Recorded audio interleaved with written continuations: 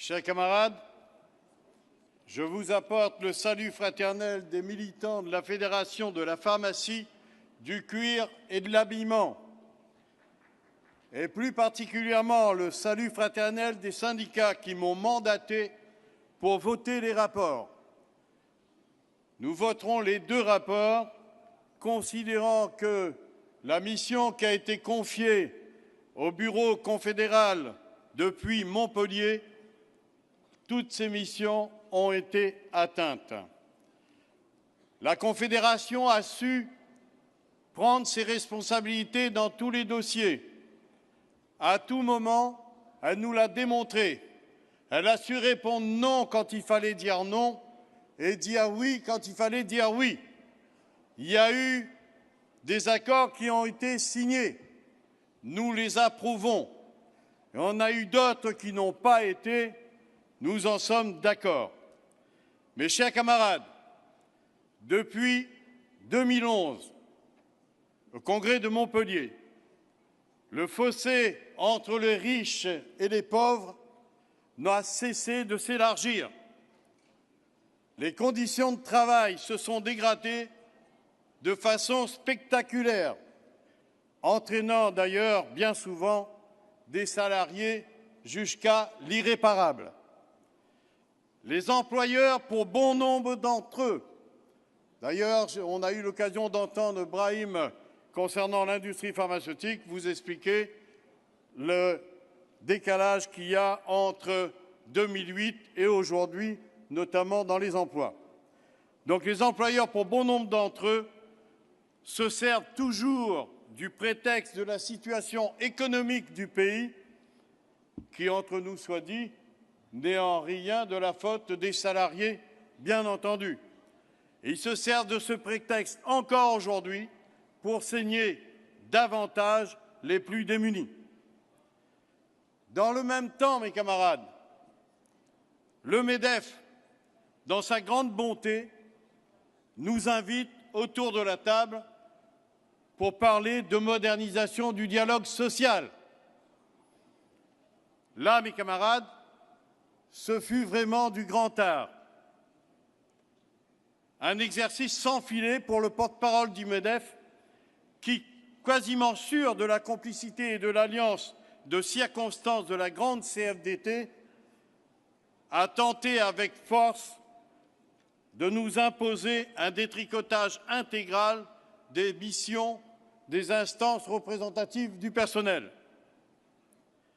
Si j'osais, je dirais qu'il a fait sienne la phrase de l'Internationale « Du passé, faisons table rase ».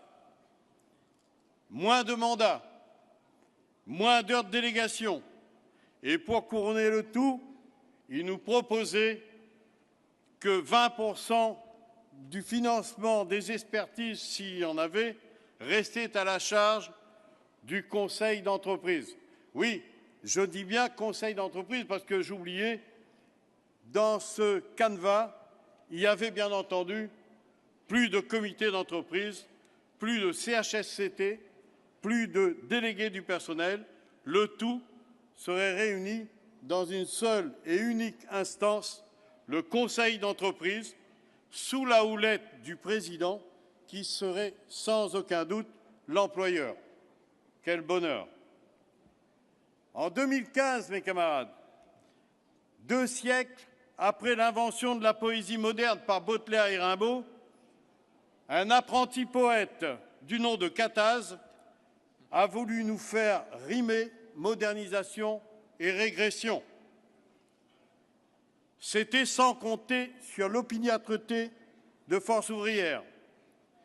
À ce titre, je salue ici Marie-Alice et je lui tire mon chapeau pour la qualité de la négociation qu'elle a menée, pour sa capacité réactive et sa maîtrise à tous les niveaux et de tous les instants.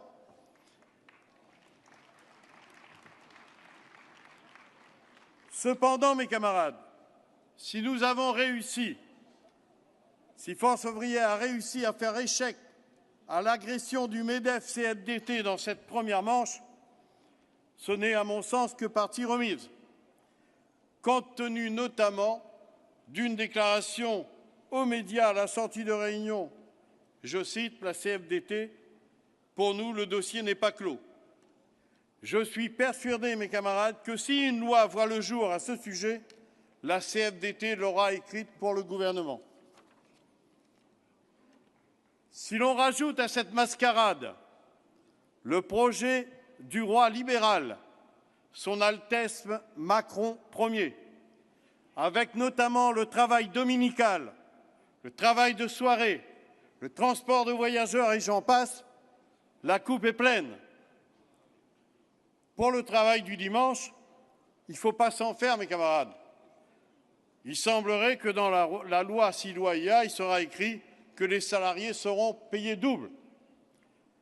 Sauf, parce que comme dans tous les accords ou lois, dès qu'il y a participation de la CFDT, et je ne fais pas une fixation, comme l'a dit un de mes camarades, dès qu'il y a participation de la CFDT, il y a toujours un sauf. Je vous renvoie à l'ANI et je vous renvoie au temps partiel, 24 heures pour tous. Sauf quelques dérogations par-ci, par-là. Vous avez vu le résultat depuis. Eh bien là, dans le cas du travail du dimanche, mes camarades, ce sera sauf pour les salariés des TPE. Ces salariés-là, mes camarades, auront droit à une reconnaissance de Macron pour avoir participé au bien-être du tourisme. Mes chers camarades, ces tourbillons que le gouvernement nous déclenche successivement, ce sont des artifices pour ne pas avouer leur incapacité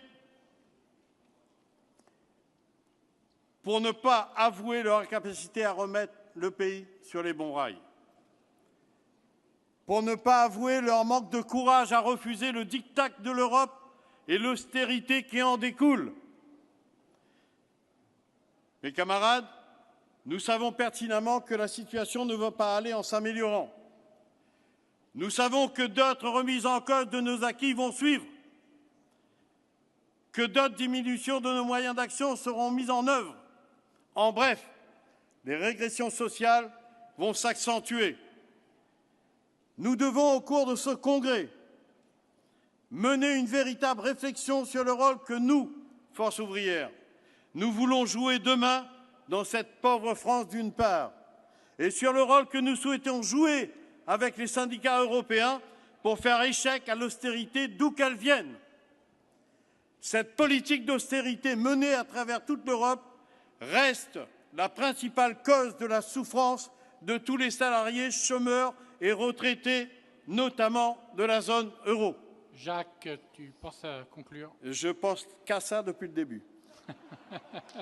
Mes chers camarades, après ce congrès, nous aurons, nous, force ouvrière, l'obligation de donner un signal fort aux autres syndicats en prenant le leadership pour les inciter à nous emboîter le pas. Nous aurons l'obligation de donner un signal fort au gouvernement au pluriel en dénonçant les dérives européennes.